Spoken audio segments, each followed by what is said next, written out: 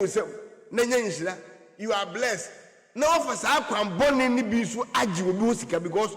politicians ne mo ya comfort politicians. Nemo wo de officer wo say wo de nyame na afra wonti. Wo be kan hu egum say obi politician bi awia de wo say na am ya. Ana Kennedy be kan say I amanfo wi sika. Omo yiko cantonment or this adam or this is him no. Me na me say definitely I want to ken kwasem because one day before say Kennedy be kasem bia odi kan ne di nkomo ana waka de besi na any the party mu na ma wo say ne Samson one odi wi apia monten say what bia me hes me hu bo ha Samson one odi wi apia monten kire say Mariam wako bodu e she ne be di NDC achi MPP achi especially in Japan and the Kennedy man information upon information give it to them. I don't think that John Dramani Mahama man appointment no. Tell you who said a man Maria Moko Bodo appointment no. Na man for complain say na man for come aboard party no be no ya more appointment and I know. Duncan, God bless you so much. Ya man is ga Anna ya mo bia no ana ya man ena samse wa be reply omo complain say on say nke man position say omo nyan na omo nim adwuma audio na apie we kire me class me bo ha omo nyan na omo nim adwuma Maria Mokobodo e ma NDC Maria Mokobodo deserve the sense if you say okwan ofa so a ode ne ko beta MPP ni Kennedy na information say Kennedy the man the bread John Dramani Mahama no senka omo mo TikTok ni mo kasa no so omo ni mu a any sacrifice ono Maria Mokobodo in life a sacrifice na wanya sa adwuma di na mo bi ensi na pan kra na o deserve better ati Kennedy Japan enti o su bempa asem ye obigna o kan say yesi the o kan anu ya o na anu ya Kennedy kan ye anoko ina na so dem o ka me wa we comfort politician so usu bempa se unsu nam obi so waje obi esika me se onye obi esika dare a hallelujah praise the Lord nemo se wo nyame nkan kire wo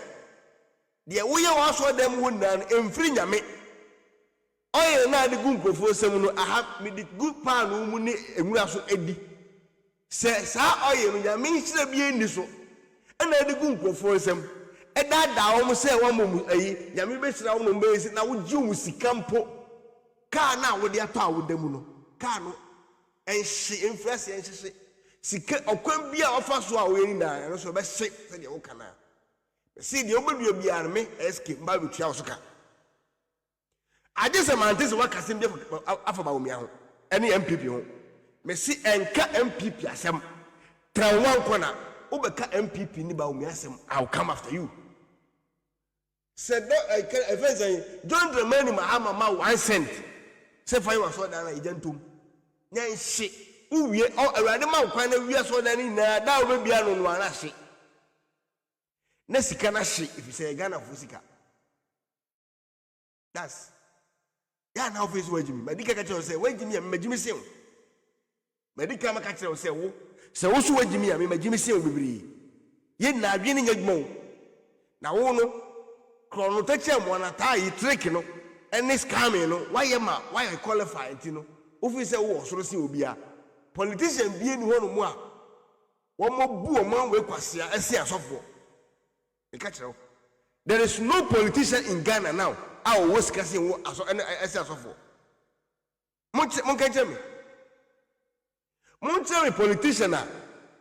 na onye sikani na owura politics mu wa be ye billionaire ewo Ghana asofo wo Ghana owo sikase wo mo kire me wo a wonim bitro guase amene mi e bia na menim wo a wo de wonim nutro there is no politician but asofo coming from start me who sofo a wo so obedi sofo no rich e bi ni ho me who bi that and sofo bi a wo so obeye sofo djuma no so wo sika bia e scammer wakotena on the computer box no scam kofo ana opa de bi de bewuram Said they be a man for drink also, and also for but yes, idea. Obia or esophobia or rich beer, started from zero. And Obun Crofo first was Camon Crofo, no, be rich. And who would you have to wear your better Kalu? I or Bassan or Bassa and Canning cow.